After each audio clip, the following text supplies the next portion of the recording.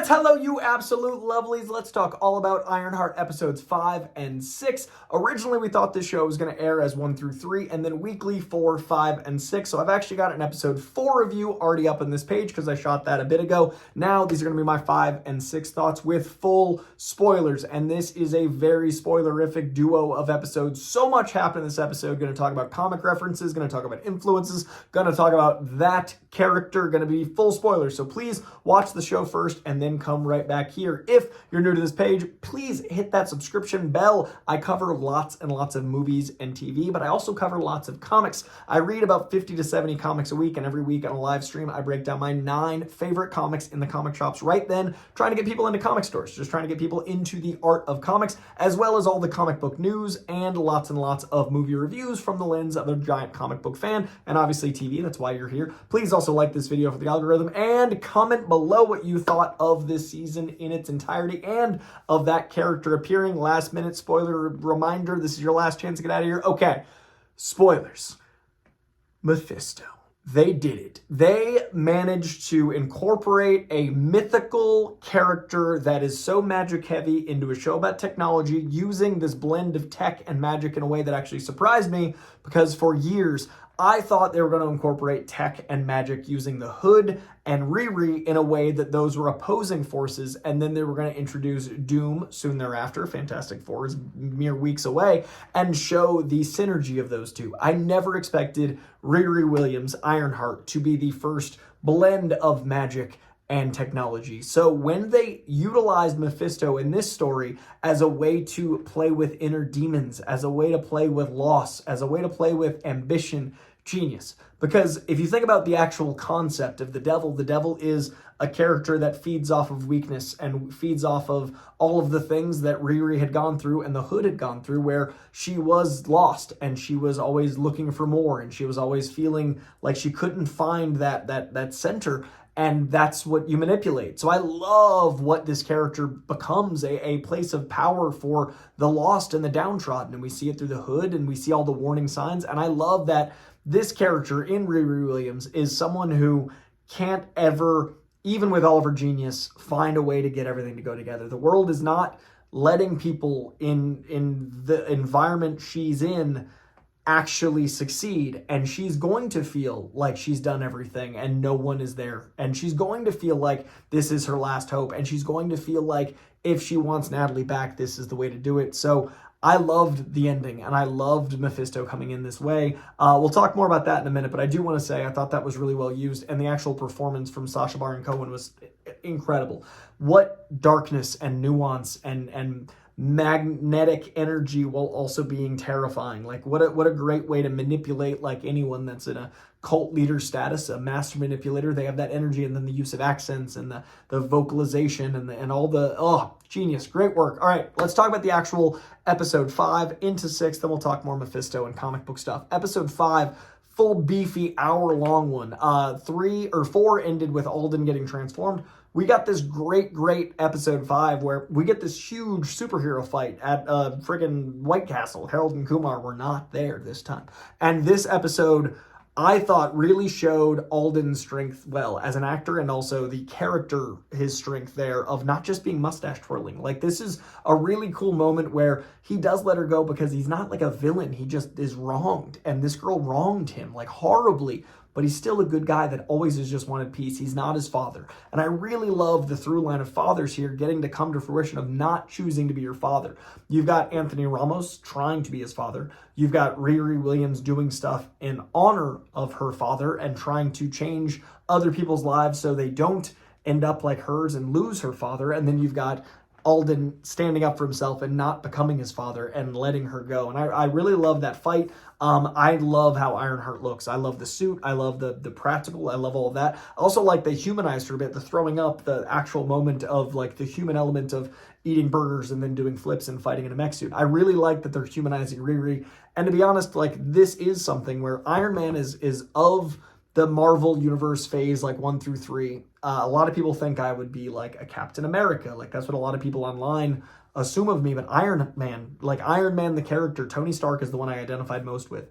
The idea of building a suit around everyone you care about and protecting them. The idea of like defensive sarcasm and humor as a defense mechanism, and not always making the right decision, and then trying to fix it and like trying to solve your problems as best you can rapidly after failing.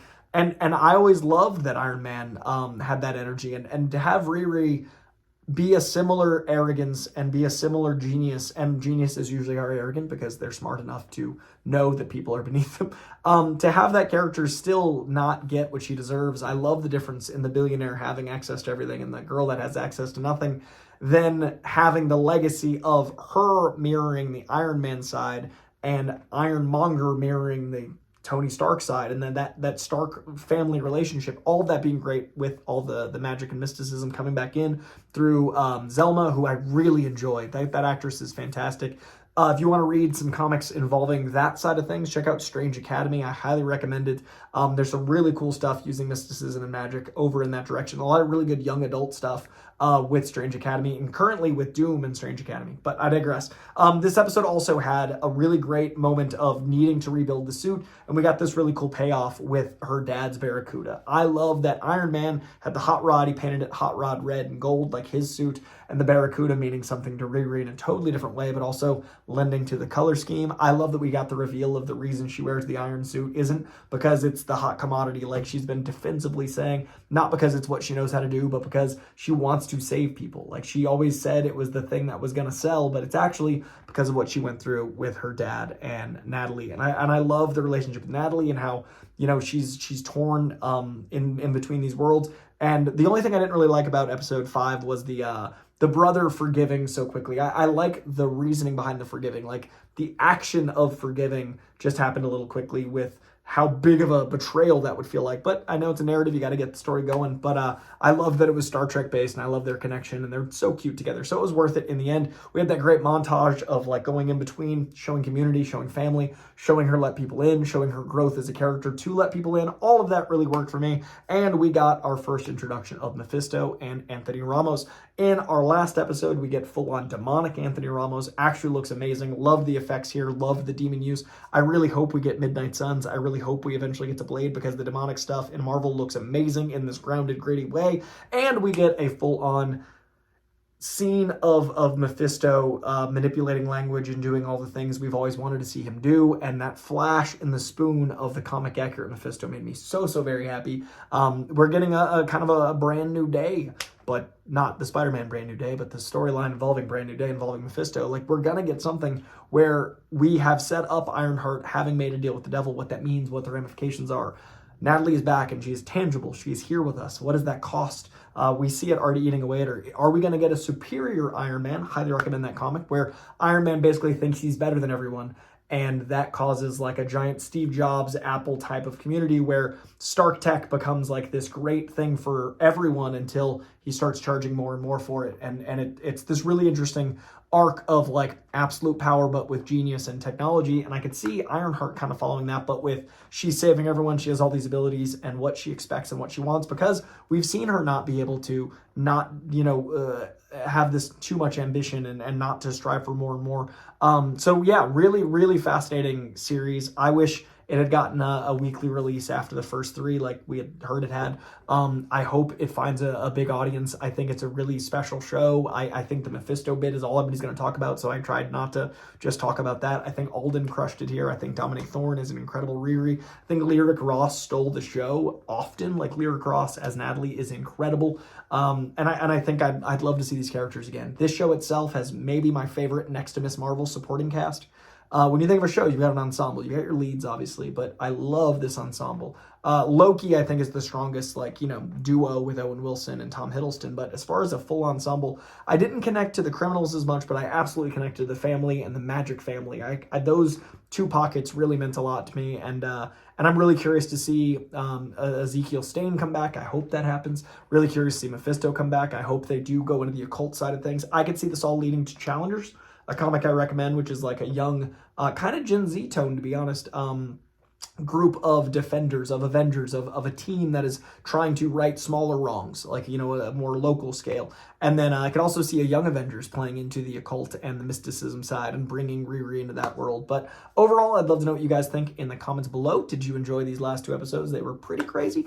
Did you like Dominique Thorne as Riri, Lyric Ross as Natalie? Do you want to see more of Alden as Ezekiel Stane? Did you like Sacha Baron Cohen as Mephisto? It finally happened in a show about inner demons, in a show about ambition and being ostracized and not getting what you deserve. A devil and a deal with the devil has come to pass, and it worked out perfect. Mephisto is here in the MCU. Let me know in the comments below what you think. Press like and also subscribe if you haven't already. I will see you guys very soon for lots of stuff, including my favorite movies from the first half of the year, my top 10 of 2025 so far, as well as lots of Superman coverage, and then lots of Fantastic Four coverage, and I've already got a Jurassic World review up. So lots and lots of stuff right here on the page. Subscribe, like, comment.